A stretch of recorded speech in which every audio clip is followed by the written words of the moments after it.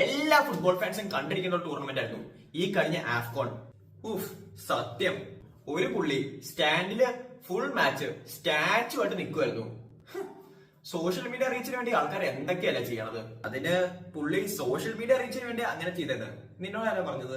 പിന്നെ റീച്ചിന് വേണ്ടി അല്ലെങ്കിൽ പുള്ളി എന്തിനാ അങ്ങനെ നിന്നെ? ആദ്യം തന്നെ സ്റ്റാൻഡില് അങ്ങനെ സ്റ്റാച്ചു ആയിട്ട് നിന്ന ആളുടെ പേര് മിഷേൽ എംബോളഡിംഗ എന്നാണ്. ബെൽജിയത്തിന്റെ അടുത്തുനിന്ന് കോൺഗോന്റെ ഇൻഡിപെൻഡൻസിന് വേണ്ടി വർക്ക് ചെയ്ത് അവരുടെ ഏറ്റവും ആദ്യത്തെ പ്രൈം മിനിസ്റ്റർ ആയ പട്രീസ് ലുമുംബുവിന് ഒരു ട്രിബ്യൂട്ട് ആയിട്ടാണ് എംബോളഡിംഗ അങ്ങനെ സ്റ്റാച്ചു ആയിട്ട് നിന്നത്. വെസ്റ്റേൺ കൺട്രീസും യൂറോപ്യൻ കൺട്രീസും ആഫ്രിക്കനെ കൺട്രോൾ ചെയ്യാൻ എഗെയിൻസ്റ്റ് ആയിരുന്നു ലുമുംബ. എന്നിട്ട് പുള്ളിക്ക് എന്താ പറ്റിയത്? ഡെമോക്രാറ്റിക് കോൺഗോ ഗവൺമെന്റ് എഗെയിൻസ്റ്റ് ആയിട്ട് ഒരു മിലിറ്ററി അറ്റാക്ക് വരും. ആൻഡ് ഈ മിലിറ്ററി അറ്റാക്കില് ലുമുംബു അസാസിനേറ്റഡ് ആവും. ഇതൊന്നും കൂടാണ്ട് ലുമുംബുവിന്റെ ഒരു പല്ല് ബെൽജിയം അവരുടെ കൺട്രിയിൽ ഒരു ട്രോഫി ആയിട്ട് വയ്ക്കും.